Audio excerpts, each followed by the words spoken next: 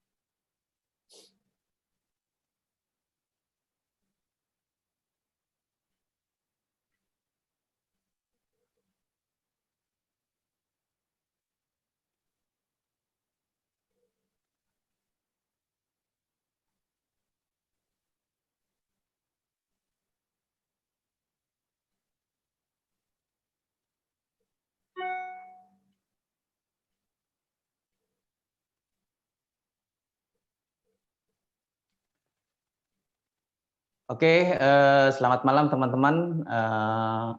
Selamat malam teman-teman. Saya Darto dari Jangan Tulalit.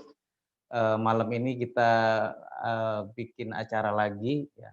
Ngoman, Pak. Ini namanya ngoman, Pak. Jadi ngomongin yang manfaat gitu kan. Jadi saya pastikan apa yang kita omongkan ini pasti bermanfaat bagi banyak orang, juga bagi buat saya ya, buat Jangan Tulalit juga bermanfaat. Makanya malam ini kita mengundang bos saya, sekaligus sahabat saya, yang sudah lama banget ya, mungkin lebih dari 15 tahun kali saya kenal Pak Meza ya, di di 2 operator dan 1 jaringan kayaknya. Nah ini mungkin, kenapa saya mengajak Pak Mirza ya, jadi Pak Mirza ini, kapasitasnya sebagai Wakil Ketua Umum ATSI ya. Jadi beliau setidaknya ya kelotokan lah soal operator lah ya. Jadi kita pengen tahu nih, kenapa milih operator gitu ya. Nah, setahu saya gitu kan, dulu tuh isunya operator tuh susah banget gitu kan. Rugi lah, kemudian nggak untung lah gitu kan. Terus kemudian, banyak masalah lah gitu kan. Nah, di tengah Covid ini tiba-tiba internet itu menjadi sesuatu hal yang sangat penting gitu ya. Jadi, kita bisa lihat sekarang ini kalau Pak Mirza mungkin mengamati ya, kalau tiap sore itu dari jam 4 sampai jam 8 ini, itu banyak banget orang-orang melakukan streaming gitu kan, itu satu. Dan yang paling menurut saya yang sedikit, lebih terenyuh ya atau mungkin apa ya, anak-anak SD ya kelas 2 kelas 3 itu sekarang itu tekun di depan komputer bukan main game, Pak, atau mungkin bukan nonton, atau bukan streaming, tapi mereka belajar. Jadi, apa namanya, kita lihatlah status-status yang ada di Facebook gitu kan, yang masih punya anak-anak kecil, mereka difoto di depan komputer ya, mereka lagi ujian gitu kan, terus kemudian ya itulah, ponakan-ponakan saya banyak, untung anak saya udah nggak ada yang kecil, udah pada gede semua, Pak. Tapi sama juga gitu, mereka juga tiba-tiba menghilang gitu, saya tanya, "Kemana nih?" "Oh lagi kuliah ya." Kan anak saya ada satu yang, "Lagi sekolah ya, udah lagi ujian." Nah inilah, jadi menurut saya mungkin nggak tahu ya, bagi kita yang awam gitu, ini mungkin, kebangkitan operator atau seperti apa? Pak Mirsa bisa menjelaskan nggak Pak, fenomena ini Pak, untuk dari sisi operator, Pak. Terima kasih, Pak. Ya, selamat malam Mas Darto, selamat malam semua yang hadir pada webinar ini, bukan webinar lah ini, ngoman. Ngoman, Ngomong ngomongin aman-aman. betul, Pak. Tentu saja mannya juga Iya, harus iya, manfaat, katanya kan. iya manfaat, betul, Pak. Ya, terus terang aja, tidak seorang pun mengira bahwa Mhm, situasi yang diakibatkan oleh pandemi ini demikian hebatnya. Dan khususnya kalau saya bicara tentang internet, bicara tentang kehidupan dunia digital, bicara tentang semua hal yang ingin selama ini dibayangkan orang bahwa ya contoh aja yang paling gampang, kira-kira kalau saya boleh ngangkat sedikit, dulu ada tokoh telekomunikasi, kalau teman-teman ada yang ingat, namanya Pak Sumitro Rustam. Beliau adalah Ya. salah satu direktur Indosat. Saya kenal beliau lagi ngurus Telegram. Kemudian di tahun-tahun terakhir menjelang beliau pensiun sekitar tahun-tahun sebelum tahun 2000, beliau ngotot gimana caranya orang itu bisa kerja remotely, nggak harus di kantor. Dan itu bisa, kata dia gitu. Iya, iya. Zaman itu nggak ada yang mau dengar. Ya make sense mungkin karena internet kecepatannya masih 9.600 bit per second, 9,6 kilobit per second. Sekarang kita udah bicara 10 megabit per second di handphone gitu kan. Bicara 30 megabit dulu berarti kan 1/1000-nya lebih lambat. Sehingga orang nggak kebayang bagaimana bisa kerja remote, cari sinyalnya susah. Internet linknya dial up, akhirnya cuma dapat 9,6 kbps. Maka waktu itu nggak dengar. Tapi bayangkan betapa visionernya beliau. Yang saya kagumi hari ini itu terjadi, gitu kan. Tapi itu tidak akan terjadi serta-merta kalau nggak ada trigger hebat yang namanya Miss Corona ini. Ketika Bapak Presiden pada bulan Februari menyerukan belajar dari rumah, bekerja dari rumah, dan beribadah di rumah, itu nggak bermakna apa-apa mungkin di hati kita. Tapi hari demi hari kemudian jalan, sekolah ditutup, kerjanya WFH, semua tempat ibadah juga ditutup, orang mulai bingung. Terus gimana caranya saya hidup? Itu juga nggak otomatis tiba-tiba switch dari fisik menjadi online. Pada saat belajar di rumah, sekolah ditutup, ya paling bingung pertama para guru, paling bingung pertama. Nggak pernah mikirin gimana caranya material diajarkan lewat online. Tentu beda. Nggak bisa kita pakai material yang biasa di sekolah karena sambil nulis di papan tulis. Oke lah, kita orang-orang teknologi ngerti gimana caranya nulis di papan tulis diganti dengan nulis di digital layar. Iya, atau di board yang bisa elektronik itu. Tapi apa iya guru-guru punya alat-alat secanggih itu? Enggak. Akhirnya bingung gimana caranya. Belajarlah PowerPoint. Jangan salah, tidak semua guru juga ngerti PowerPoint. Setelah lambat laun, tentu mulai ketemu nih selahnya. Di sisi lain murid-murid, bukan main juga bingungnya. Yang bingung bukan muridnya, bapak ibunya. Memang Indonesia semua murid punya laptop, di rumahnya punya internet. Enggak juga. Tapi desakan dari Miss Corona ini demikian hebat, sehingga perubahan itu bisa terjadi dalam waktu singkat. Apakah lancar? Ya enggak pasti. Paling enggak lancar ya internetnya, saya yakin. Sekian juta masyarakat Indonesia yang menikmati semua dari rumah ini, pasti gerutu. Apa ini layanan telekomunikasi kok kayak gini? Pasti banyak yang komplain, pasti segala macam. Bahkan hari ini pun saya masih dengar berita segala macam tentang bagaimana internet ini dianggap tidak memberikan solusi atas semua kejadian yang berubah ini. Saya memetik kalimat yang diucapkan oleh Mas Menteri Diknas.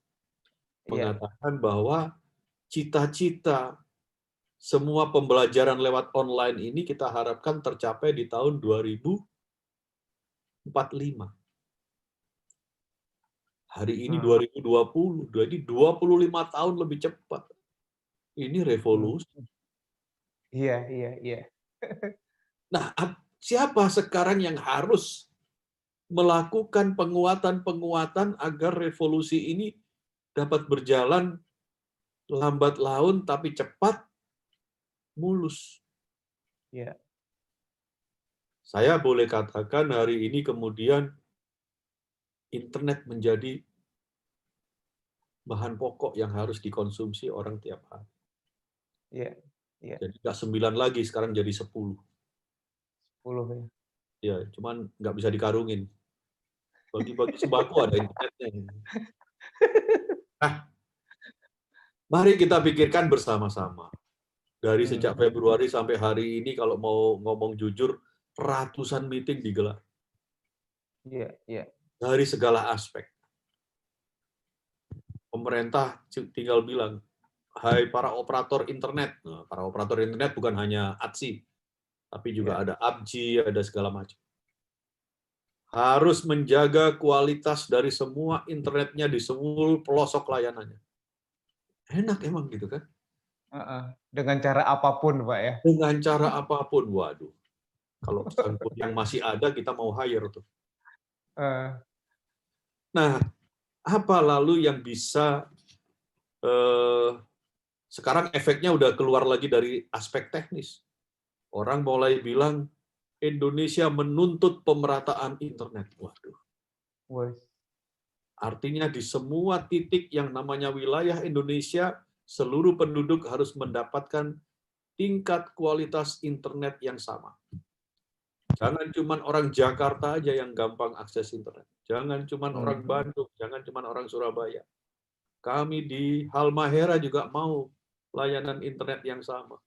Kami di Merauke juga pengen anak saya sekolah dengan internet quality yang sama. Kami di Banten Selatan bahkan menginginkan internet yang sama. Nah, ini semua menjadi tugas kita bersama. Mari kita kembali kepada basis layanan telekomunikasi. Saya akan kembali ke Undang-Undang 36. Bahwa telekomunikasi ini memang asasnya salah satunya disebut harus adil dan merata. Dan untuk kesejahteraan masyarakat Indonesia dalam memakmurkan dan segala macam. Jadi sejak tahun 99 Undang-Undang 36 memang mengarahnya ke sana. Adil dan merata. Dari 99 sampai sekarang 2020, 21 tahun, memang belum tercapai. Nah, merata, adil dan merata ini untuk siapa? Tentu pertama untuk masyarakat. Kedua, untuk pelaku usahanya. Ketiga, untuk pemerintah. Nah, kalau semua memang bisa adil dan merata, itulah cita-cita atau tujuan Undang-Undang 36 tahun 99 tercapai. Nah, ini kan kemudian harus diterjemahkan menjadi apa misi-misi dan langkah-langkah konkret dari semua pihak yang terlibat. Kalau internet sekarang sudah menjadi hajat hidup orang banyak, kalau internet sudah menjadi bahan pokok yang dibutuhkan rakyat, ini pemerintah juga harus step in. Nggak bisa begitu saja diserahkan kepada pelaku usaha. Kenapa? Karena dalam undang-undang juga dikatakan bahwa telekomunikasi ini dikuasai oleh negara. Bentuk daripada penguasaan negara ini apa? Namanya pembinaan. Pembinaan itu apa? Yaitu mulai dari pengaturan, kemudian pengendalian, pengawasan, dan lain-lain. Nah, mari kita bicara kebijakan paling awal, kebijakan dan pengaturan. Kalau kita ingin menjangkau seluruh Indonesia dengan kualitas yang sama, sumber daya apa yang dibutuhkan? Yang pasti tentu modal, duit, investasi. Berapa triliun investasi untuk meratakan internet? Sekarang kalau kita ditanya, emang internet sekarang belum merata, Pak? Belum. Dan itu nyata. Kenapa? Karena masih ada sekitar 20.000 desa, kalau saya nggak salah, yang belum mendapatkan layanan internet. Mungkin sebagian sudah mendapatkan layanan telepon, 2G kalau saya lupa. Iya. Internet belum. Nah itu di mana? 20.000 tuh banyak. Ada berapa sekolah? Ada berapa mulai SD sampai SMA? Ada berapa kantor pemerintahan? Ada berapa rumah sakit? Ada berapa segala macam yang belum menikmati internet. Nah sekarang dengan tiba-tiba semua harus dilakukan online. Apakah anak-anak di sana tidak sekolah? Saya dengar bahwa yang gurunya memang terus jadi betul-betul pahlawan. Tiap hari naik apapun, sepeda atau motor, keliling ke rumah-rumah muridnya membagikan pelajaran yang harus dibaca hari ini. Beda sama Jakarta, wah semua tinggal buka laptop, buka aplikasi video conference, terjadilah belajar dan mengajar. Inilah yang kemudian menjadi PR kita. Apa lalu sumber daya yang lain yang dibutuhkan? Ya tentu jaringan telekomunikasi harus dibangun dengan segala hal agar internet itu sampai ke pelosok yang paling ujung. Nah, mari kita mulai dari sini. Jangankan saya bicara desa. Bicara yang lebih tinggi dari desa namanya kota atau kabupaten. Itu pun belum 100%. Kalau bicara 4G. Bicara ibu kota provinsi pun belum 100%. Kalau bicara 4G. Kenapa belum? Apa sih yang dibutuhkan agar layanan internet ini terjadi? Yang paling utama adalah konektivitas.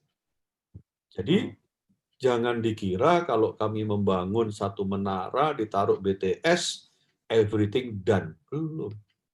Dari BTS itu sinyal atau informasi internetnya nggak otomatis tiba-tiba nyampe di kota Jakarta atau nyampe di server manapun untuk orang belajar. Harus dihubungkan.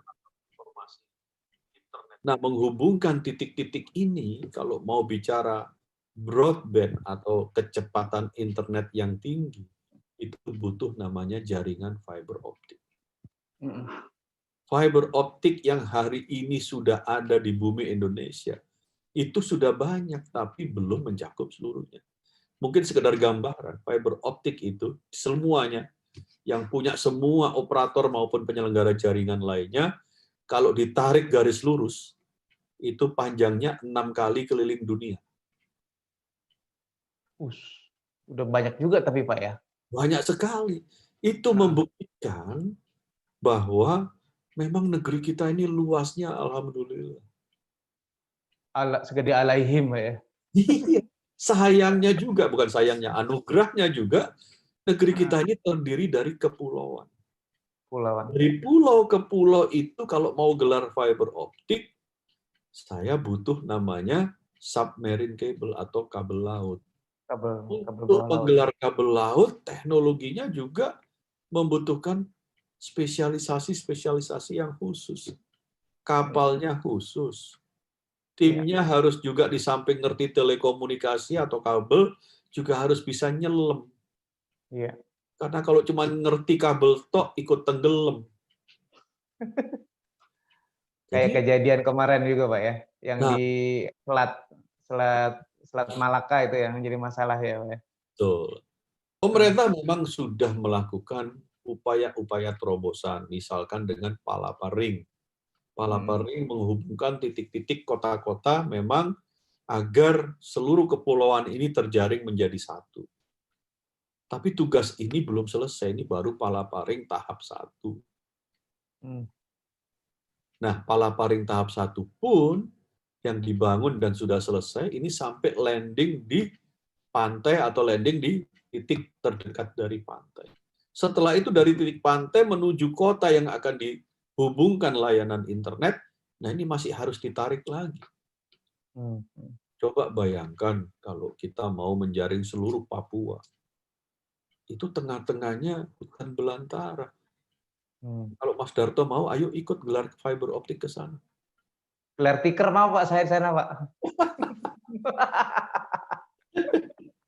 Nah, ini butuh benar-benar effort yang bukan main, bukan sekedar cuma biaya, tapi juga tenaga serta teknologi dalam membangun ini yang benar gitu. Nah, tidak semua memang harus dijaring dengan fiber optik, walaupun itu yang terbaik dan paling stabil. Pemerintah juga sudah punya plan untuk meluncurkan satelit namanya satelit Satria, yaitu high speed satelit. Kalau satelit ini nanti pada saatnya sudah duduk di orbitnya, maka insya Allah semua area Indonesia akan melek internet. Kapan satelit Satria akan meluncur, saya terus terang nggak tahu schedule tepatnya, tapi kalau nggak salah ya 2-3 tahun ke depan. Kok COVID-nya datang sekarang, satelitnya belum gitu. Ya iya, coba nggak ada COVID ya nggak ada masalah. Ini COVID-nya mendadak datang, nggak pamit, nggak bilang, nggak kulonun. Nah, mari kemudian cari terobosan-terobosan. Nah, setelah kemudian fiber optik tadi dibangun Palaparing akan masuk nanti ke kota-kota. Apa yang harus dilakukan? Menggelar fiber optik lagi yang daratannya. Seksi daratan ini, di samping tadi seksi lautan sudah selesai, ini maka kita harus bekerja sama. Dengan siapa? Pertama adalah pemerintah daerah. Karena kita mau gali-gali itu tanah untuk nanam fibernya. Kita mau minta izin untuk diizinkan menyimpan harta karun namanya fiber optik dalam tanah sepanjang jalur yang dikuasai pemerintah. Ini pun secara regulasi tiap pemerintah daerah masih punya model yang berbeda-beda. Mungkin pernah dengar berita bahwa contoh saja ini, kota Surabaya misalnya, ini udah kota. Untuk kita diizinkan nanam fiber optik, kita harus menandatangani namanya kontrak sewa. Sewa apa? Sewa tanah. Jadi tanah yang di pinggir jalan yang mau digali itu, kita harus sewa. Ada tarifnya per tahun berapa, per meter lari. Dan harganya menurut kita itu mahal sekali. Yang mengakibatkan nantinya biaya penyelenggaraan ini jadi mahal. Kita mencoba untuk melakukan approach bahwa pembangunan telekomunikasi ini bukan sekedar bisnis operator, tapi juga ikut mengembangkan daerah yang sudah sangat berkualitas telekomunikasinya. Semua Pemda kalau kita tanya ingin segera melaksanakan e-government, ingin segera kotanya jadi smart city, ingin bahwa yang namanya bisnis ekonomi digital maju di kotanya, ingin bahwa semua masyarakat penduduknya melek informasi lewat internet, dan lain-lain yang semua basisnya adalah digital life. Digital life itu hanya hidup kalau ada jaringan telekomunikasi, terutama internet. Tanpa itu nggak mungkin. Nah, kalau kami membangun fiber optiknya diberikan banyak hambatan-hambatan seperti itu, ya wis nggak dibangun. Ketika nggak dibangun, apa yang terjadi? Ya masyarakat tidak akan menikmati internet yang tadi diharapkan cepat, stabil, harganya terjangkau. Nah, itu cita-cita itu lalu siapa yang akan memenuhi gitu kan? Terus akhirnya muncullah kalimat-kalimat ini nggak adil internetnya, nggak ada pemerataan. Nah, kembali lagi, apakah operator kemudian dengan demikian berpesta pora gara-gara COVID? Sama sekali juga, Pak. Sama sekali tidak. Kenapa? Tuh, Pak, kan trafficnya naik bukan main. Kenapa revenue-nya kok nggak naik? Profitability-nya juga turun. Saya katakan tadi, kalau saya menghadapi Lebaran, menghadapi Tahun Baru, saya yakin traffic akan naik. Oleh Iya. sebab itu Lebaran masih jatuh di bulan Juli, Januari kita udah prepare peningkatan kapasitasnya di plan. Hmm. Agar ketika Pak Darto mudik, di sana internetnya melek. Hmm. Iya. Jadi semua well prepared. Tapi ini kan nggak ada preparation. Iya. Apa yang terjadi kalau nggak ada preparation? Semua solusi kita lakukan dengan cara crash program. Banyak investasi-investasi yang unplanned terpaksa kita keluarkan. Hmm. Akibatnya ada realokasi anggaran. Hmm. Akibatnya banyak cost yang kemudian above the standard. Hmm. Hmm. Karena ngejar. Jadi pengeluaran operator di saat memenuhi traffic yang tiba-tiba menaik ini juga bukan main berlipat ganda naiknya. Hmm. Ya yang dikeluarkan operator. Revenue-nya in the other side, kita banyak juga, mohon maaf bukan kita mengungkit-ungkit, memberikan dukungan-dukungan yang sifatnya free of charge. Iya. Portal-portal pembelajaran kita free of charge. Operator-operator anggota ATSI banyak sekali bekerja sama baik dengan universitas, dengan tingkat menengah SLA, maupun dengan sekolah-sekolah lain. Apa tujuannya? Sekolah-sekolah itu kami yakin memang melakukan pengajaran online, kuliahan online, pembelajaran online. Kita harapkan tidak menggunakan pola yang face-to-face melalui video conference, tapi melewati portal-portal yang memang diciptakan untuk pembelajaran. Yang kalau di masyarakat umum misalkan ruang guru. Ruang guru, Jadi iya. murid itu akses ke ruang guru, di ruang guru itulah kemudian disiapkan materi-materi pembelajarannya, kemudian nanti ada sesi-sesi tanya jawab ataupun sesi-sesi pembimbingan, itu lewat channel yang sudah diciptakan. Nah, si guru bisa ada di sekolah, si guru bisa ada di... Nah, portal-portal ini harus diciptakan di sekolah. Butuh internet, butuh apapun. Nah, itu banyak sekali universitas akhirnya oleh operator-operator anggota ATSI ini diberikan layanan internet gratis untuk akses portal-portal itu. Di sisi mahasiswa juga demikian, di sisi murid-murid juga demikian pelajar. Portal-portal pembelajaran semacam ruang guru kira-kira ada berapa? Mungkin nggak nyampe 10 sih emang. Itu Nggak sudah sampai kita 10. gratiskan. Iya. Nah, mahasiswanya gimana Pak ngaksesnya? Ya, kalau memang di kota-kota besar mahasiswa udah pegang handphone, pegang laptop, hampir semua operator memberikan paket khusus dengan harga spesial. Agar apa? Agar itu digunakan buat belajar tadi. Kita tahu bahwa nggak mungkin murid-murid itu hanya belajar dari portal belajaran di sekolah, universitas, maupun pembelajaran umum. Dia harus nyari informasi di search engine, dia harus buka jurnal, artikel, maupun riset-riset lewat mana? Internet. Oleh sebab itu, nggak semuanya kita bisa gratiskan, tapi memang kita berikan paket yang lumayan murah harganya. Bagaimana itu bisa terjadi? Kita kerjasama dengan universitas bahwa memang paket ini hanya untuk mahasiswanya. Nggak kita jual di kios-kios umum. Nah, ini juga yang mengakibatkan traffic kita naik, tapi sebagian besar itu adalah paket-paket mau yang gratis ataupun yang dengan diskon. Bukan main tadi. Makanya kalau dibilang pesta betul, pesta secara traffic, tapi secara ekonomi hampir semua operator menurun. Tapi ya oke, memang inilah situasinya. COVID membuat banyak hal yang grafiknya tadinya ingin naik, sekarang jadi justru turun. Nah ini sampai kapan gitu kan? Jawabannya, jangan harapkan ada perubahan untuk kembali lagi ke model lama. Perubahan ini adalah perubahan yang permanen. Ada corona atau tidak ada corona, ini akan jalan terus seperti ini. Jadi, di samping masyarakat memang harus bersiap dengan keniscayaan baru ini, atau bahasa Inggrisnya katanya new normal.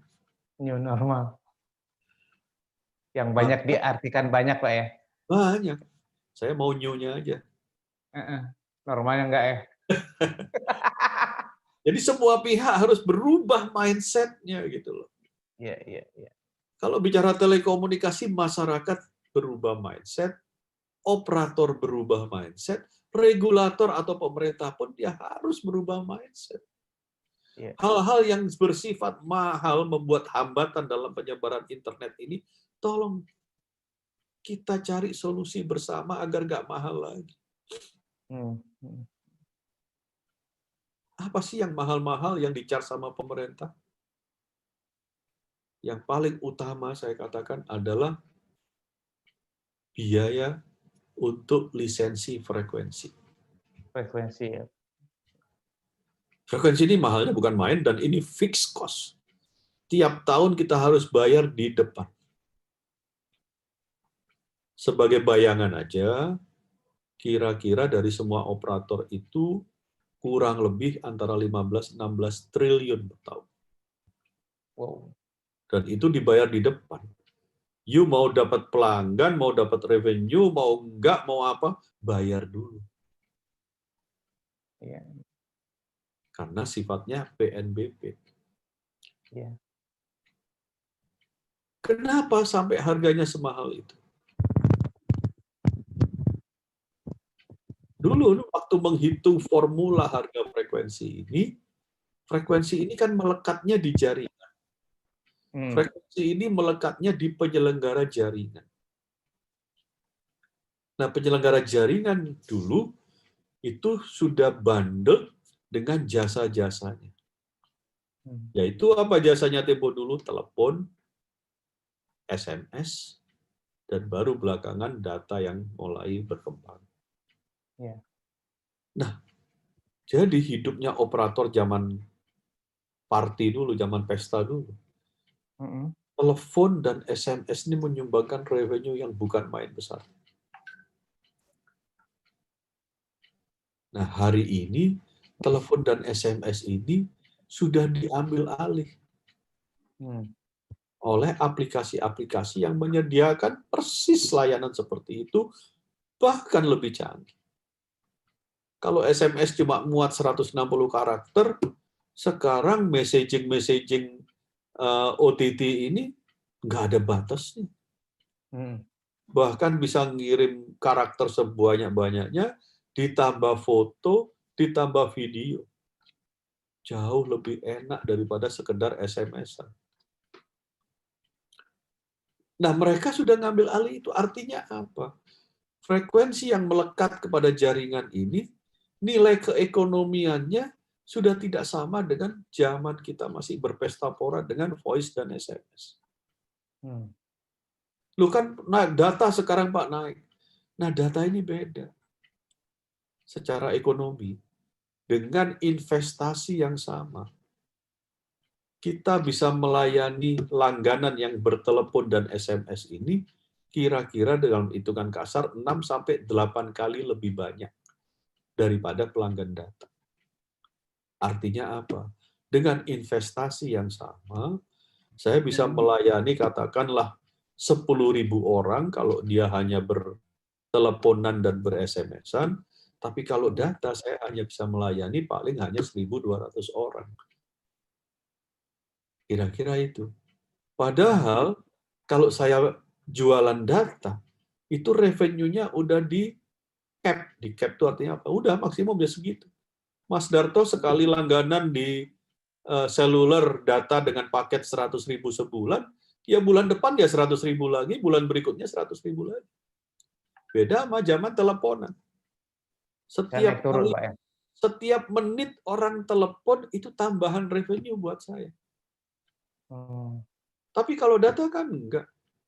Mau nonton film hari ini, mau nonton film besok, mau sebulan ini pakai WhatsApp-an, pakai FB-an, ya 100.000 ya 100.000. Ya tapi kan paketnya cepat habis kalau dipakai yang nonton gede-gede. Iya. Habis ya udah diem. Ya internetnya habis ya udah nanti nunggu gajian lagi baru beli. Beberapa orang yang daya belinya kuat, ya oke buka paket lagi atau beli paket yang memang lebih besar. Ketika dia dari 100.000 naik 150.000, ya sudah 150.000. Sampai dia ngerasain nggak cukup lagi baru naik 200.000. Beda sama telepon. Telepon Pak, setiap orang mencet dial, oh saya udah hmm, deg-degan dapat revenue baru. eh, Data kan enggak. Jadi Pak, revenue-nya cap, hanya tumbuh kalau ada tambahan pelanggan. Ya. tapi Pak, sekarang ini kan memang masyarakat juga sudah eh, mulai berubah Pak ya. Mungkin itu yang Bapak perkirakan, mungkin dulu waktu pertama kali orang berubah dari voice ke data Pak ya. Kalau kita lihat katakanlah di ibu kota besar lah gitu kan. Sekarang juga udah ada Netflix, udah ada apa namanya internet dan YouTube ya. Saya contohnya keluarga saya aja di rumah sejak ada Netflix itu habit untuk melihat TV dengan basis data itu makin tinggi kan Pak ya. Jadi apa penggunaan datanya juga mulai banyak gitu kan, mulai nambah. Mungkin saya nambah biasanya cuman di handphone, sekarang udah pakai tambahan lagi, tambahan lagi. Nah, habit ini kecepatannya tinggi apa cuman memang tetap ya Bapak bilang gitu kalau udah habis udahlah nunggu bulan lagi. Kalau saya emang udah nggak sabaran ya, anak saya Betul. tiba-tiba Ya kembali lagi internetnya kan mati, ya, gimana tuh Pak? ya itu saya katakan kembali ke daya beli. Uh, Tidak semua masyarakat daya belinya sama. uh, Makanya jangan salahkan itu operator punya istilahnya paket-paket saset. Kalau ya beli betul. lampu sebotol mahal ya udah beli yang saset aja lah. Kalau mau Ya, keramas baru beli satu saset. Nggak keramas ya nggak beli gitu kan. ya. Nah ini juga Nah, sekarang sedang terjadi di bisnis data ini, di layanan data. Nah, ya, apakah traffic naik? Saya akui naik. ya, ya. Pada awal-awal 4G, Mm-mm. kita lihat bahwa konsumsi rata-rata per user itu Mm-mm. nggak nyampe 3 giga per bulan. Udah 4G Mm-mm. ya. 3G Ya. lebih kecil lagi. Mm. Hari ini, entah ini anugerah atau apa, rata-rata konsumsi per bulan sudah 16 giga. Berarti naik 4 kali, 5 kali Naiknya lipatan, 5 kali 5 kali lipat. lipat ya, Ya. kurang lebih Pak ya. Ya. Nah, tapi di sisi lain, zaman awal-awal 4G, harga paket 50.000 dapat 2 giga. Mm-mm. Sekarang 50.000 bisa 10 giga, bisa 15 giga. Ya. Nah, jadi apa yang terjadi? Ada balance yang equilibrium baru yang tercipta. Mm-mm. Jadi sama aja, kalau tadinya orang 2 giga ngeluarin duit 50.000, hari ini 15 giga juga ngeluarin duit 50.000. Iya. Jadi revenue mana yang naik gitu kan? Jadi kenaikan revenue operator hanya bisa terjadi dengan penambahan pelanggan. Oke. Ini yang membuat kenapa operator ketika arus perubahan dari voice ke data ini membuat stagnasi pada indikator keuangannya. Bahkan turun beberapa operator. Mm-mm. Nah, oke, kalau ini saya bilang anugerah buat masyarakat Indonesia, wajib happy karena harga layanan data di Indonesia ini nomor 2 paling murah di Asia, nomor Mm-mm. 16 paling murah di dunia. Mm. Padahal kalau saya bandingkan untuk membangun jaringan di Indonesia dengan jaringan di Singapura misalkan, pasti lebih gampang Mm-mm. jaringan di Singapura. Mm-mm. Dan lebih murah kan ya jatuhnya Pak ya. Ya, Mm. karena apa? Infrastruktur di sana udah jadi. Contoh, Mm. mau narik fiber optik tambahan supaya ekspansi datanya lebih cepat. Di Jakarta setengah mati. Harus bangun sendiri ducting. Di Singapura Mm. enggak, utility-nya udah diatur pemerintah. Operator tinggal masuk ke gorong-gorong narik kabelnya. Di kita, tiap operator harus bangun gorong-gorong sendiri. Nah, gini-gini inilah yang saya maksudkan tadi. Kalau mau lebih cepat, ini pemerintah harus step in. Kenapa pemerintah bisa bangun jalan dengan pajak? Kenapa pemerintah bisa ngasih subsidi PLN dari APBN? Kenapa pemerintah bisa memberikan subsidi minyak dari APBN? Sekarang yang namanya data internet udah jadi Kebutuhan pokoknya. kebutuhan vital masyarakat. Makanya saya katakan mindset-nya harus berubah. Ini bukan komoditas bisnis. Ini bukan komoditas yang dibutuhkan masyarakat sebagai kebutuhan pokok.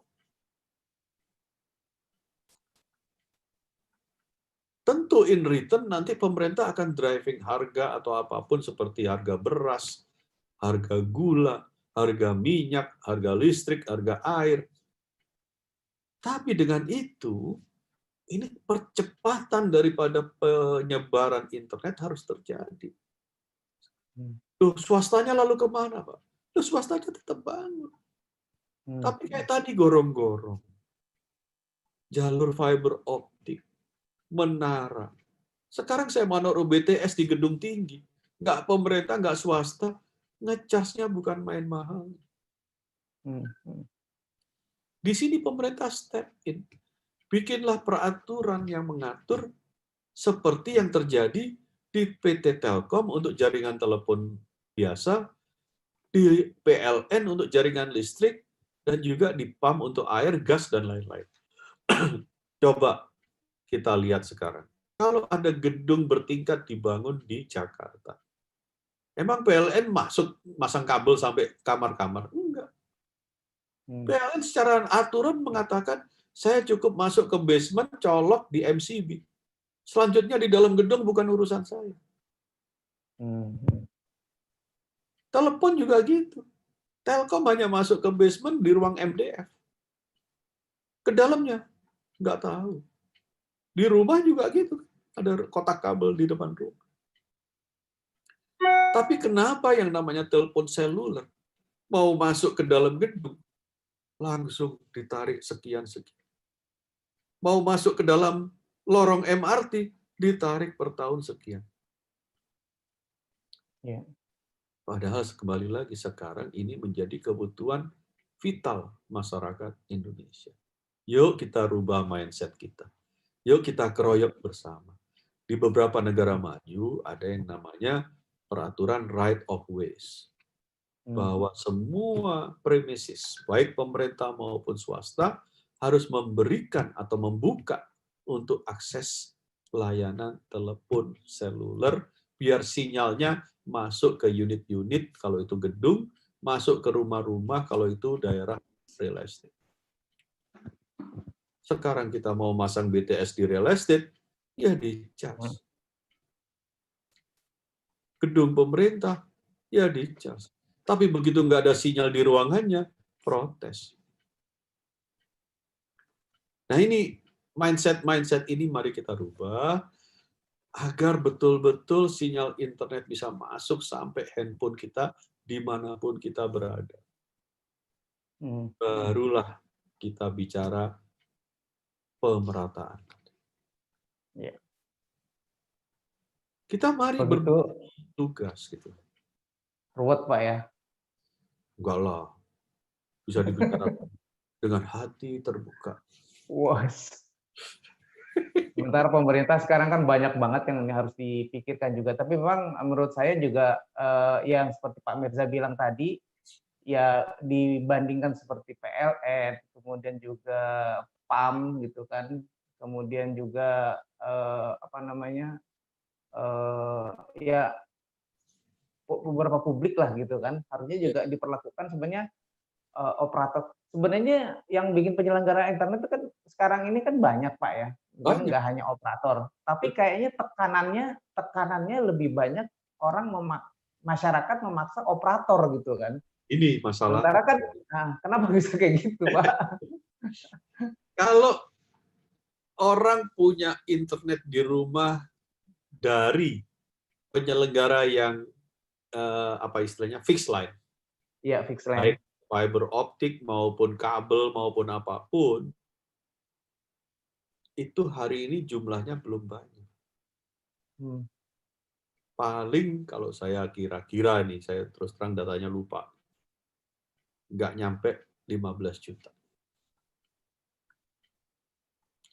Oke. Nah, lalu sisanya yang kalau menurut statistik pengguna internet di Indonesia itu 172 juta.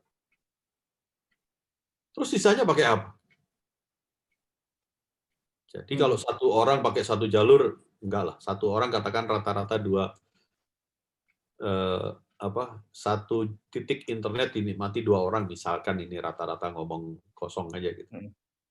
Berarti kan kalau 172 internet user, baru ada 80 juta, 85 juta, atau 86 juta orang yang punya langganan internet. Baik di rumah maupun ini. Ya, kalau tadi yang fix baru 15 juta, berarti masih ada sekitar 70 juta yang tidak pakai fix. Artinya apa? Pakai seluler. Disinilah kenapa teriakannya yang 70 juta tentu lebih nyaring dari yang 15 juta.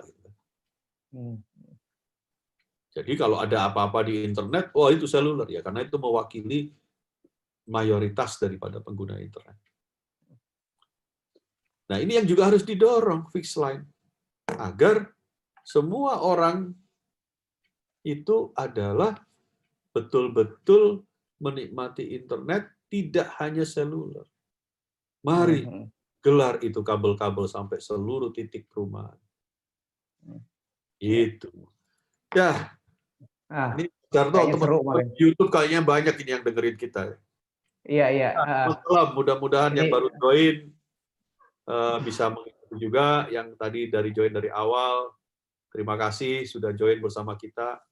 Kata Mas Darto, ini namanya ngobrol manfaat. Iya. Apa tadi?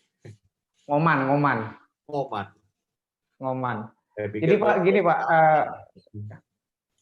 ya teman-teman yang ada di YouTube ya, siaran langsung YouTube juga terima kasih. Kalau pokoknya kalian ingin bertanya mungkin yang memang ya inilah sebenarnya kondisi terkini ya. Jadi saya juga nggak bisa bayangkan ya. Saya melihatnya dari sisi seorang yang orang awam lah, orang yang tulalit lah. Makanya saya kan bikin jangan tulalit kan, biar nggak tulalit.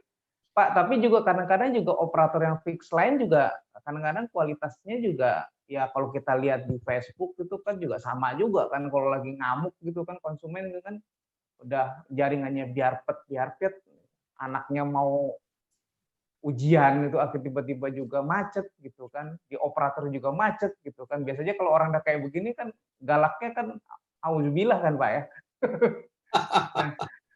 Nah, kalau umpamanya memang Pak Mirza ngomong kayak begini ya emang kondisinya memang seperti inilah gitu kan. Ya mudah-mudahan juga pemerintah juga harus cepat ya, menyelesaikan masalah-masalah. Dan masalah ini udah saya dengar hampir udah lama kayaknya Pak ya.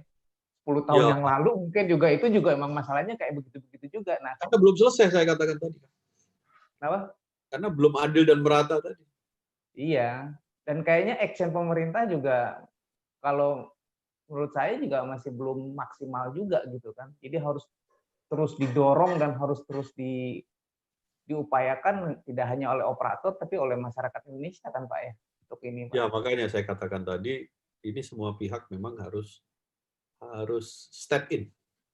Saya kasih contoh di Seoul, Korea Selatan. Sekarang 5G-nya paling luas layanannya.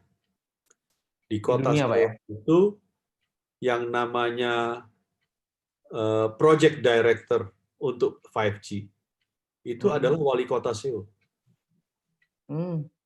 Bukan kominfo-nya, bukan operator. Kenapa? Karena 5G ini dampaknya bukan sekedar urusan telekomunikasi. 5G ini nantinya membutuhkan gelaran yang juga sangat luas di satu kota Karena apa? Karena BTS-nya akan lebih rapat-rapat. Tiap 10 meter, tiap 50 meter sampai 100 meter. Nah, bayangkan apa kotanya nanti nggak jadi pohon BTS. Hutan BTS. Makanya wali kota turun tangan. Gimana ngatur fiber optiknya? Gimana ngatur letak antena-antena BTS? Gimana sampai itu secara fisiknya? Kemudian bicara layanannya. Gimana bikin Seoul ini benar-benar yang namanya smart city dengan adanya 5G. Gimana traffic akan diatur based on 5G. Gimana semua kerumunan orang dikontrol dari 5G. Gimana semua layanan transportasi umum 5G. Layanan apapun akan di 5G. Makanya wali kota yang concern. Wali kota yang tahu di mana harus naruh CCTV di semua kotanya. Wali kota yang tahu gimana cara interkoneksi antara traffic light dengan semua sensor-sensor yang akan merekam kepadatan traffic. Jadi traffic light-nya di sana udah dinamik. Di kita belum. Saya kalau jalan jam 10 malam udah sepi jalan, lampu merah yang tadinya di set 3 menit ya 3 menit. Tetap aja sama, Pak ya. Settingnya Mau sama. ngelanggar di speed, padahal nggak ada siapa-siapa, tapi saya harus nunggu. Di sana, kalau memang nggak ada traffic light-nya kuning terus, jangan-jangan gitu. Begitu padat, diatur. Mana yang lebih padat? Hijaunya dipanjangin. Dan itu semua otomatis. Kenapa butuh 5G? Karena kecepatan. Karena kapasitasnya bukan main gede. Karena latensinya. Jangan sampai datanya direkam sekarang, reaksinya besok. Udah hilang trafficnya. Dan itu semua wali kota concern. Nantinya kalau ada unattended car, driverless car, gimana ngaturnya? Makanya benar-benar 5G itu ngeplannya dipimpin oleh wali kota, bukan Kominfo, bukan operator. Nah, di kita belum sampai sana. Makanya sampai sekarang 5G masih auah gelap, Pak ya? Ya, kalau itu nggak gelap sih, udah terang. Cuman belum mulai. Iya, Pak. Kalau kita ngomongin seperti itu, mungkin ya setidaknya yang disampaikan oleh Pak Mirza itu masyarakat jadi tahu lah. Ternyata tidak semudah yang dibayangkan atau tidak sesulit juga yang kita bayangkan, ya kan? Jadi memang jaringan operator komunikasi ini memang banyak pihak yang harus bergerak dan harus berubah gitu, Pak ya. Tapi kalau saya balik lagi ke ini, Pak, ke konsumen ini, Pak. Jadi dengan adanya ya sekarang mungkin udah masuk pendidikan juga udah mulai mau nggak mau juga udah harus di switching ke internet gitu kan ya. Nah, mungkin ini juga akan bertambah besar gitu kan tekanan terhadap penyediaan internet ini ya, atau mungkin data ini ke depannya gitu kan. Kalau pemainnya memang tidak secepatnya dilakukan ya bisa dibayangkan, Pak ya. Jadi nah kalau untuk dari sisi masyarakat nih, Pak, misalnya ya dengan keadaan seperti ini apa yang harus mereka lakukan nih, Pak? Apakah harus ngirit gitu kan? Apakah harus seperti apa? Salah gampangnya gini deh, milih gitu kan. Milih operator yang menurut mereka sesuai, ya kan? Apalagi sekarang tarifnya juga yang Bapak bilang ya karena dijual botolan itu atau mungkin paket besar itu mungkin nggak sanggup beli, akhirnya dibikin diecer, dibikin sasetan gitu kan. Tapi dengan dibikin sasetan akhirnya setiap operator itu tarifnya kadang-kadang fluktuatif dan membingungkan masyarakat nih, Pak. Nah, ini Bapak bisa memberikan tips enggak? Sebenarnya kalau mereka tuh milih paket data itu apa aja sih yang harus mereka pertimbangkan gitu kan? Secara ini tadi tuh ngomongnya terlalu, ya mungkin bagi jangan tulalit mungkin nggak nyandak lah gitu ya. Tapi ya kita perlu juga tahu lah gitu kan keruwetan yang ada sekarang ini. Tapi masyarakat kecil kan karena nggak mikir sejauh itu gitu kan. Kok operator A kok lebih mahal kan? Operator B kok lebih murah ya. Tapi ini murah kok, tapi dipakainya cuma malam doang gitu kan. Kita butuhnya siang gitu kan. Nah ini menjelaskan seperti ini gimana Pak? Secara sederhana Pak ke masyarakat gitu Pak. Ya, pertama saya pinjam kalimat itulah para para penyelenggara literasi digital. Iya, Gunakanlah internet dengan bijak. Nah, itu dulu ya. iya.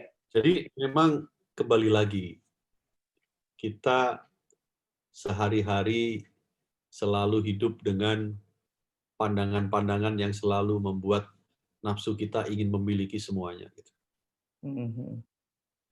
Sama, ketika Iya, kita memasuki dunia maya, kadang kita lupa gitu.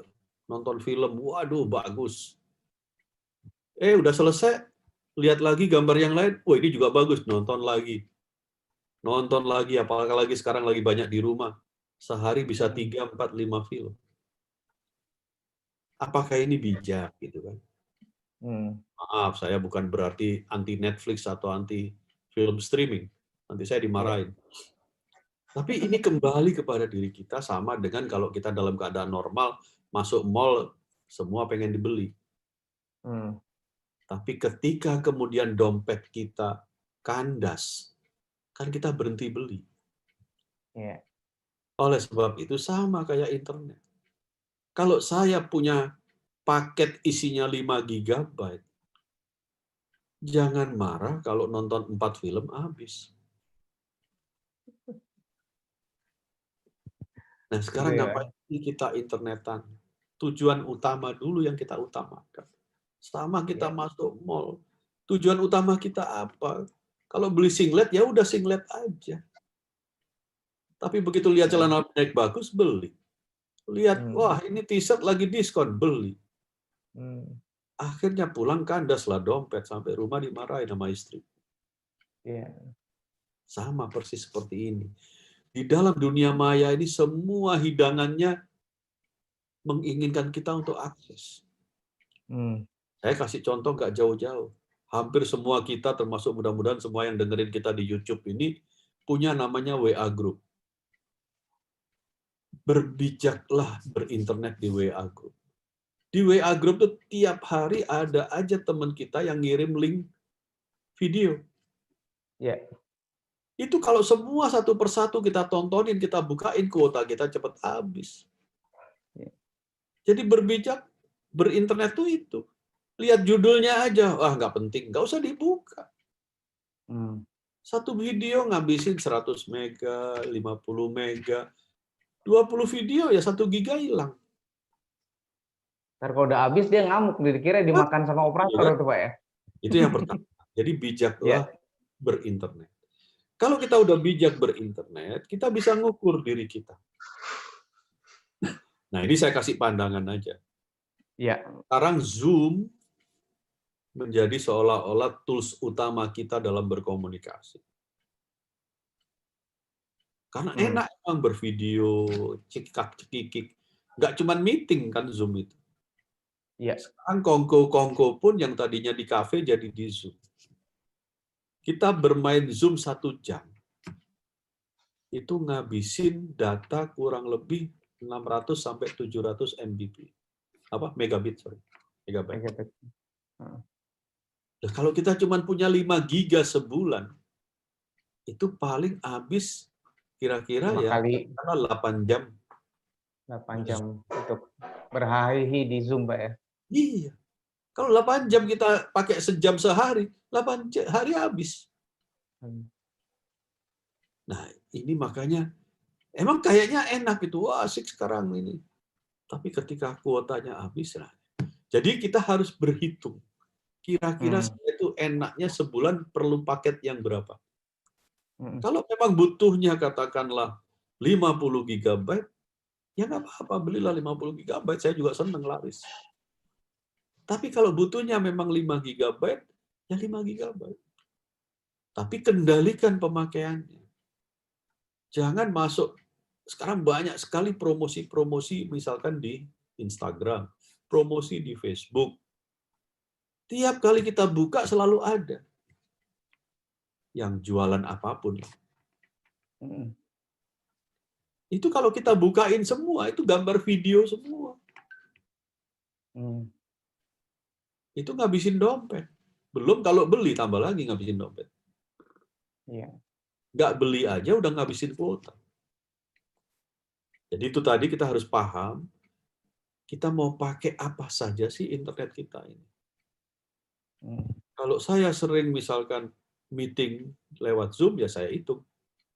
Oh, berarti kira-kira sehari saya butuh untuk internetan Zoom 1 giga, ya udah 30 hari 30 giga. Nonton film sekali-sekali lah, weekend aja. 4 film ya, kira-kira 3 giga. Jadi total, oh saya harus beli sebulan yang 40. Nah, gitu. Berapa 50 giga? Oh, di Smartfren murah 150.000. Nah, gitu ya. Kembali lagi, itu tadi adalah kembali kita ngukur konsumsi. Ingat, tidak ada yang gratis. Kalau mau hemat, ya udah main WA yang texting aja. Kalau ada orang ngirim video, nggak usah dibuka. Tanya aja sama temen yang di grup itu. Tadi videonya isinya apa? Kan pakai teks kecil. Oh, nanti dia cerita, oh itu Darto lagi mandi. Untung saya nggak buka, kan gitu. Tapi kan kadang-kadang Pak, kadang-kadang juga ya itu adab Pak ya. Jadi seperti yang saya tadi awal-awal rekan saya juga Agus, bahwa adab itu memang kadang-kadang juga memang kita belum siap gitu kan. Kadang-kadang saya punya WA banyak nih Pak, di handphone saya itu grup WA itu Pastilah. ada lebih dari 30-40 Pak ya. Puluhan pasti. Fungsinya tuh untuk memonitor, tapi kadang-kadang seperti itulah, ada duplikasi-duplikasi yang setiap grup tuh sama gitu kan. Nah ini juga kadang-kadang juga bikin kita pusing juga gitu kan. Nah apa namanya, ya kata bijak itu mungkin bisa dijabarkan banyak sebenarnya gitu kan. Jadi ya mungkin jangan terlalu akan coba membantuin juga dari sisi adab-adab seperti inilah mungkin yang enggak. Tapi kalau begitu malah bukan nanti operatornya malah jadi enggak, karena datanya konsumsinya enggak banyak, malah jadi tambah ini Pak, malah Jadi, bukan gimana kembali Pak? lagi, saya katakan saya bukan tipikal yang menzolimi pelanggan gitu. Jadi sepanjang pelanggan itu menggunakan internetnya dengan bijak, dia akan membeli paket yang sesuai. Itu memberikan kesempatan kepada pelanggan lain juga menikmati yang sama. Ya. Ada cerita, wah, pakailah internet yang unlimited gitu kan. Ya. Dengan begitu kita bebas. Saya harus jujur di sini. Kalau ada operator melayani unlimited yang benar-benar unlimited, itu artinya kemampuan jaringannya harus unlimited. Padahal mana ada kemampuan jaringan unlimited. Oke. Pasti ada limitnya. Hanya limitnya itu di atas konsumsi seluruh pelanggannya, sehingga pelanggan betul-betul merasakan unlimited. Ataukah limitnya si jaringan itu di bawah konsumsi pelanggannya, unlimitednya jadi bohong. Nah, di mana kita berada, gitu kan? Kalau kemudian seluruh pelanggan menggunakan dengan bijak, maka konsumsi pelanggannya di bawah limit dari jaringannya. Seluruh pelanggan menikmati dengan kualitas yang nyaman. Itu yang saya katakan tadi. Kalau semua pelanggan bijak, sebetulnya dia berbagi kenyamanan dengan yang lain. Kalau dia abuse, unlimitednya dipakai dengan sewenang-wenang dan itu jumlahnya banyak di dalam jaringan, akibatnya apa? Jaringan terbebani sampai overload. Akhirnya seluruh pelanggan korbannya. Itu, Mas. begitu Pak ya. Pak, yang sering ditanyakan, yang perbedaan antar operator itu kadang-kadang juga tarifnya itu, ada yang ya seperti Bapak bilang tadi gitu kan, Smartfren lebih murah gitu kan dibandingkan yang lain. Nah ini sebenarnya apa Pak yang penyebabnya? Apakah, hukum pasar atau memang yang seperti dulu juga yang apa, kayak telur sama ayam kan, karena apa namanya, Saya saya makan ayamnya lah. ribut apa namanya, berebut pasar gitu kan, murah-murahan akhirnya juga operatornya juga merugi dan akhirnya juga kita jadi, konsumen juga jadi ikut dirugikan juga gitu. Gimana tuh Pak kayak Ya, gitu Pak? pertama memang kita harus harus pahami lah, Mhm, di industri telekomunikasi di Indonesia kompetisinya ini sangat sengit. mmm, Kenapa kompetisi sangat sengit? Pertama, kalau kita lihat ke belakang, jumlah operatornya itu banyak banget. mmm, Awal-awal saya berkarir di operator itu ada 11 operator. iya, Jadi ini secara ekonomi dan secara bisnis nggak sehat. nggak sehat Pak Loh, ya? kenapa nggak sehat, Pak? Kok di industri lain pemainnya banyak sehat-sehat saja? Nah, Karena telekomunikasi ini menggunakan sumber daya alam yang terbatas tadi, yaitu frekuensi. frekuensi, Itu nggak bisa diapa-apain, adanya satu coupling ya segitu ya segitu.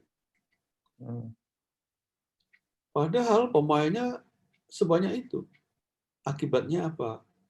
Kompetisinya jadi kurang sehat. mmm, Kompetisinya jadi bunuh-bunuhan. Oleh sebab itu dari 11 sekarang tinggal 6. 6,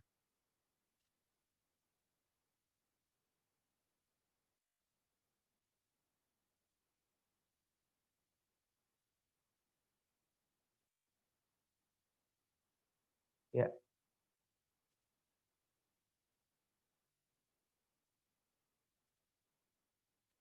Halo, kok ini Pak, internet Bapak kok berhenti Pak? Halo,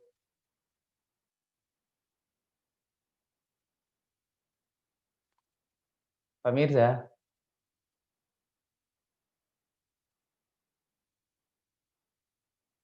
Oke, sementara ini, apa namanya, Pak Mirza tiba-tiba kok, berhenti nih, apa namanya, internetnya. Jadi ini ada pertanyaan dari Hari Prasojo nih, "Internet sudah menjadi kebutuhan. Jujur masih banyak konsumen yang dirugikan terutama layanan datanya. Sebab tidak semua konsumen tahu bahwa sudah berapa besar data yang sudah terpakai," gitu kan.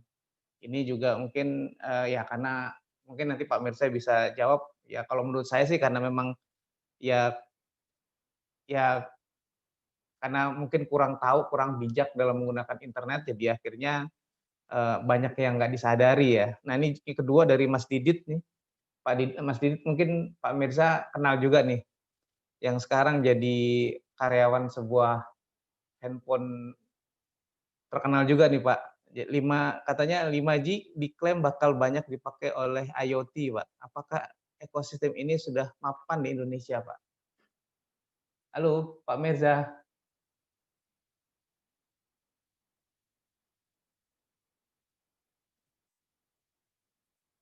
ya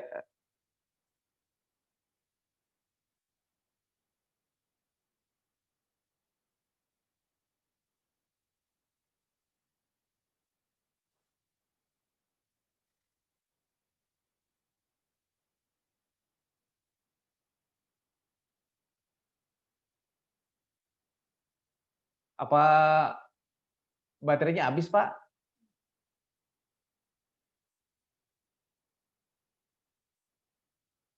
Atau mungkin,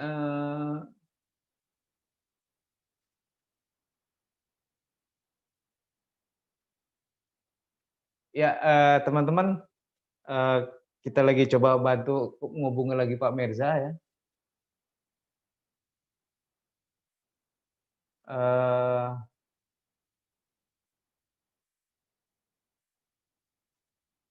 Jadi seru banget ya. Ternyata memang dunia operator seluler di Indonesia juga memang sebegitu banyak yang perlu dibenahi ya. Apa namanya? Ini baru dari sisi regulasi ya sebenarnya. Tapi dari sisi sebenarnya dari sisi konsumen juga banyak yang harus kita siapkan juga gitu kan. Atau mungkin dari sisi masyarakat banyak juga yang harus banyak diketahui ya, seperti Pak Mirza bilang tadi, bijaklah kita dalam menggunakan internet gitu kan. Jadi kalau memang kita memang nggak butuh-butuh banget ya mendingan nggak usah gitu kan. Seperti ya WA itu sekarang ini oke ini Pak Mirza masuk lagi sebentar. Ya terima kasih buat teman-teman juga yang udah hadir. Ini sebenarnya kita mau bikin 1 jam tapi karena memang menarik ya, kita coba panggil lagi Pak Mirza. Pak Mirza, di-unmute lagi Pak. Iya, jadi Pak ini ada 2 pertanyaan nih Pak, yang satu dari apa namanya, dari Mas Hari nih Pak. Internet sudah menjadi kebutuhan. Jujur masih banyak konsumen yang dirugikan terutama layanan data. Sebab tidak semua konsumen tahu sudah berapa besar data yang sudah dipakai. Nah ini gimana nih Pak? Biasanya juga memang biasa gitu kan ya. Sebenarnya kalau kita telusuri ya ada beberapa memang kesalahan dari si konsumennya juga gitu kan. Mungkin nggak teliti, Salah. nggak hati-hati Nggak gitu kan. ada yang salah. Gimana Semua menurut ini Bapak nih Pak? pelajaran. Jadi kalau di smartfren, saya kasih contoh smartfren yang saya paling tahu kan, Iya. ada aplikasi MySF, My Smartfren, tapi tulisannya MySF. Di Ya. situ kita bisa lihat setiap saat berapa data yang sudah kita konsumsi dan berapa sisa yang di kuota kita masih bisa kita pakai. Jadi kalau mau ingin lebih apa istilahnya detail gitu ya, oh saya sebelum zoom saya catat kuota saya tinggal sekian giga, yuk mulai zoom, 1 jam selesai zoom kita lihat habis berapa, nah, kita catat, oh ternyata 1 jam saya ngabisin sekian, nonton YouTube sekian, apa sekian, nanti bisa ketahuan, lama-lama kita biasa, oh berarti konsumsi saya kalau mau ngikutin pola hidup saya seperti ini, bangun tidur nonton YouTube, sebelum tidur nonton YouTube, siangnya zoom-zooman sama Mas Darto, kira-kira berapa giga butuhnya. Maka berilah paket yang tepat. Jangan butuh 10 giga, beli 50 giga, kasihan boros. Sebaliknya juga jangan, butuh 50 giga, belinya 10 giga, habis, marah, maki-maki, cepet amat habisnya. Ya pasti. Iya. Jadi ada meternya kalau di aplikasi MySF. Itu bisa. Dan kayaknya di operator lain juga mulai, ya memang itu juga kalau kita perhatikan ada Pak ya. Jadi perhatikanlah apa yang ada dibuat gitu Pak ya. Jadi nggak kita asal ngomong, ya ada parameternya lah gitu kan. Jadi kita bisa tahu. Dan pembelajaran juga kan buat kita sebagai user. Wah saya nggak mau nonton ini ya, gede kuotanya. Nah gitu kan. Kita ngomong gitu. Sekarang karena seolah-olah, wah nonton itu gratis, nonton ini gratis. Ya nggak gratis, bayar data. Iya, nontonnya gratis Pak, tapi kan akses datanya jalan terus Pak ya. Pak, satu lagi nih Pak, dari Mas Didit nih Pak. Bapak mungkin kenal Mas Didit nih Pak, yang sekarang bekerja di sebuah vendor handphone terkenal nih Pak. Mas Didit ini bilang, Pak, 5G diklaim bakal banyak dipakai oleh IoT Pak. Apakah ekosistem ini sudah mapan di Indonesia Pak? Jawabannya belum. Makanya 5G belum ada Pak ya.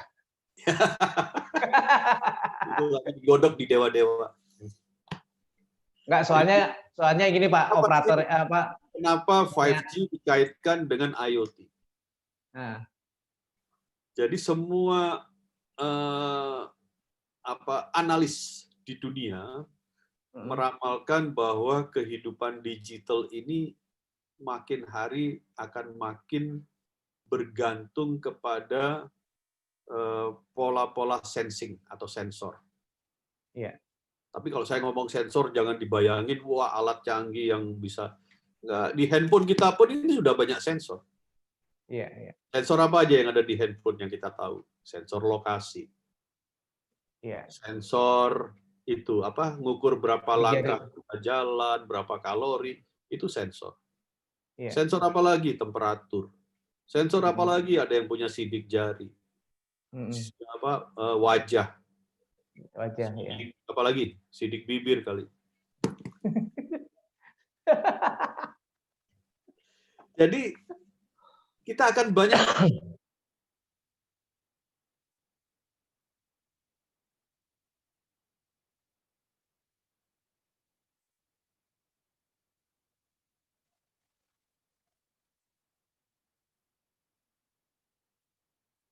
ada sensor.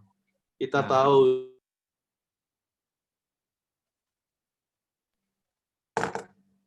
Nah, hal-hal seperti ini menurut saya akan lebih berkembang terus dalam kehidupan sehari-hari karena semua kehidupan kita akhirnya bergerak dari sensor. Saya kasih contoh misalkan yang namanya mobil tanpa driver.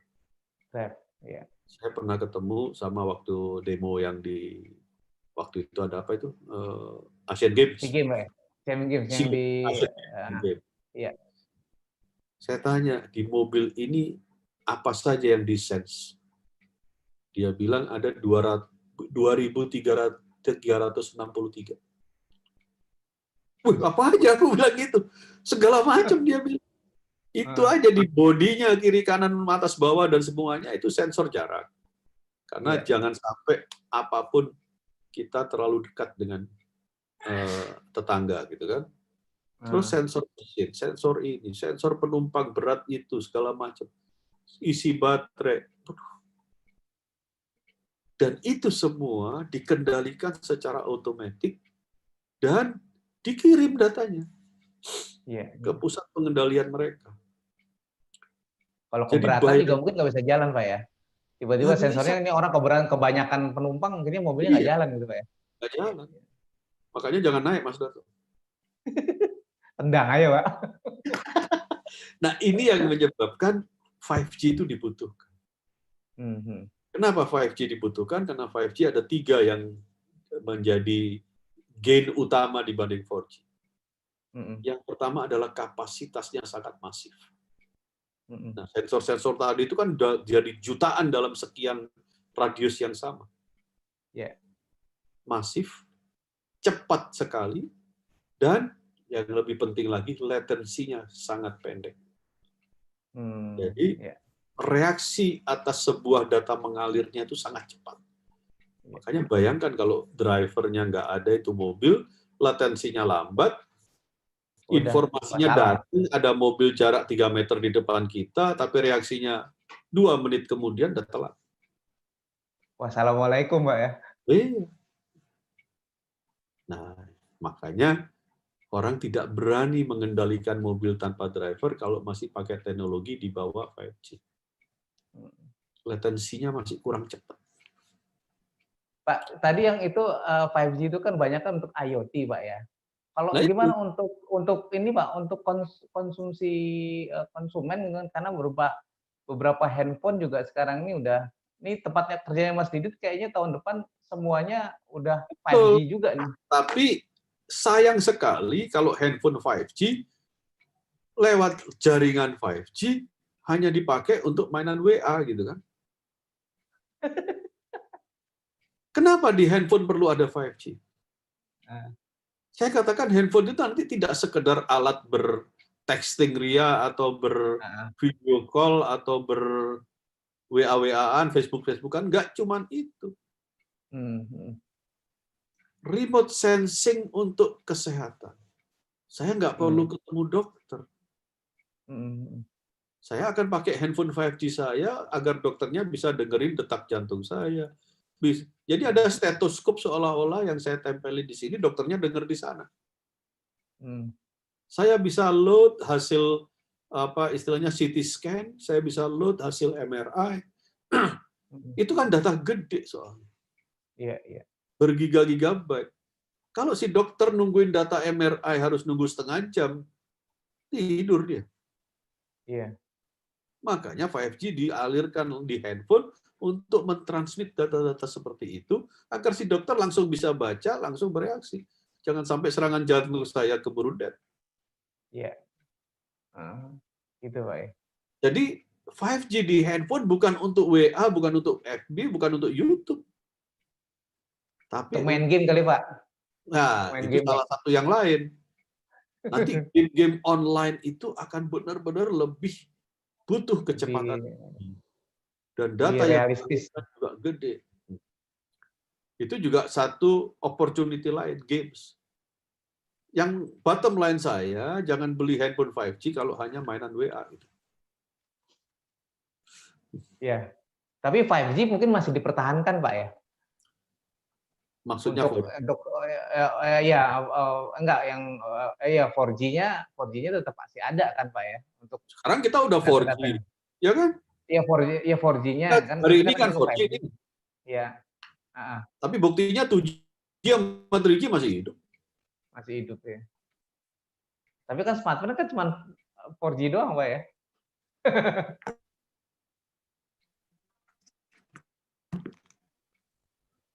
Oke. Internetnya megap-megap. Iya. Oke Pak, kayaknya udah jangan-jangan internetnya udah panas nih Pak. Karena kelamaan Iya, kita sepanas ngobrol nih Pak. sepanas Mas Rato. Ya, mungkin ada satu lagi nih Pak, pertanyaan dari Hilmawan Grahan. Apakah penyelenggara operator di Indonesia sudah menerapkan net neutrality dengan baik nih Pak? Pak neutrality ya? Gimana Pak menurut Bapak Pak? Regulasi kita belum mengenal itu. Oke. Terus terang di Amerika maupun di Eropa ini masih menjadi pertentangan. Tapi saya bisa jamin hari ini juga belum ada operator yang tidak netral dengan sengaja. Oke, saya jelaskan dulu buat para pendengar yang ada di YouTube. Biar nggak tulalit Pak ya. Ya, jadi net neutrality itu maksudnya adalah penyelenggara jaringan harus netral terhadap semua aplikasi.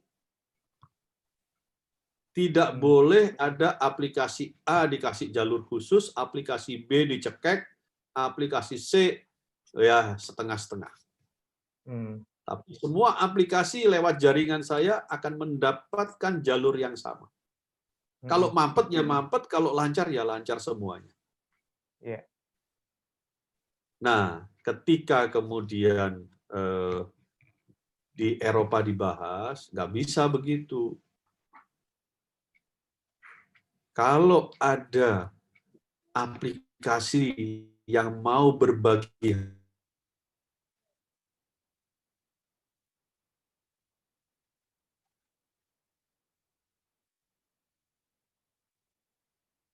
Oke, ya. hari ini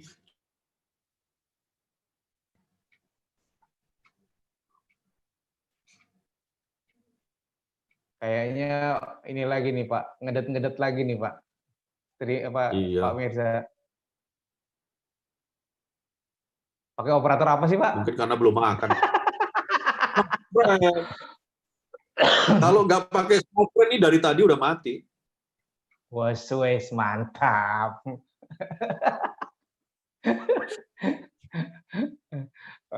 Ya. Keren.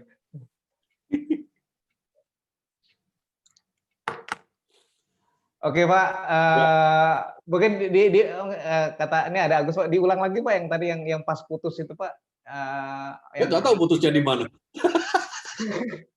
Nggak, tadi pas putus kayaknya pas yang semua diperlakukan sama gitu kan. Kalau lagi mampet ya mampet, kalau lagi lancar ya lancar gitu kan. Ya. Jadi artinya gini, Net yang tidak netral, network yang tidak netral itu melakukan diskrepensi terhadap aplikasi-aplikasi tertentu sesuai dengan perjanjian-perjanjian komersial.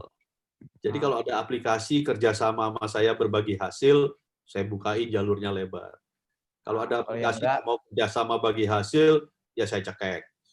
Nah, di kita saya katakan di Indonesia belum ada begitu.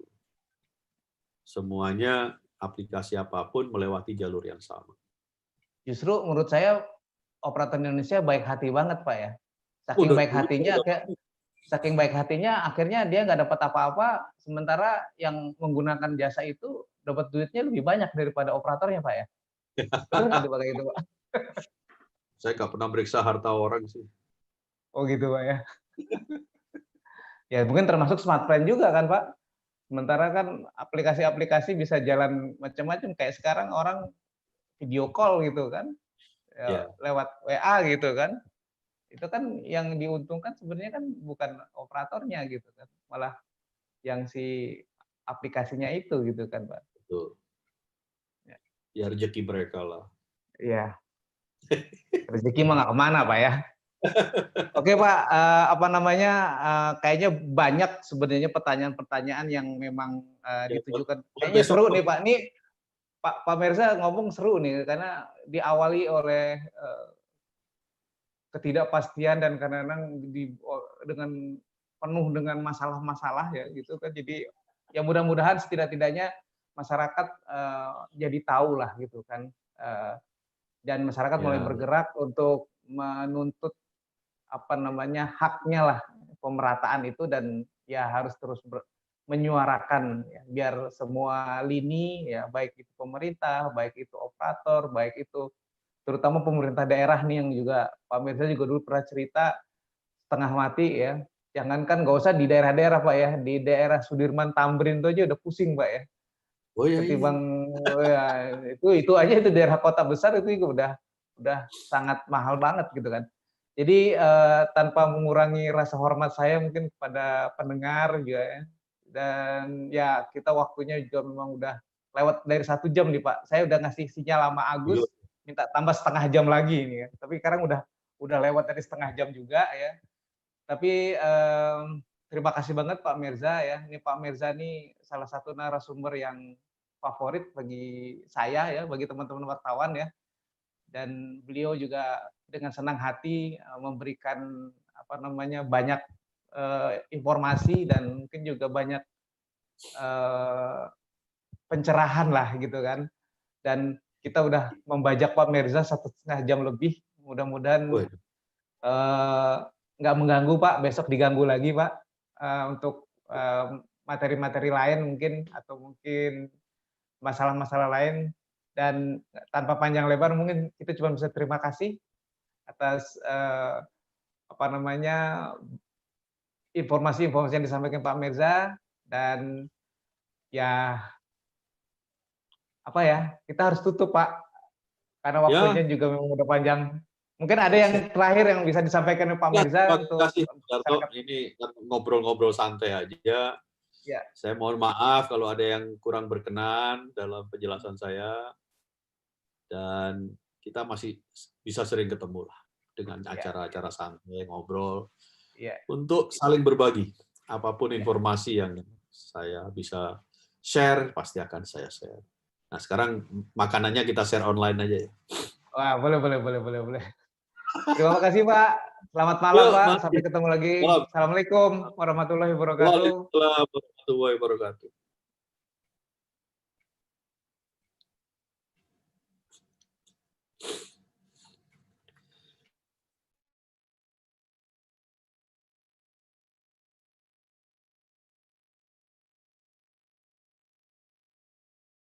Oke, terima kasih.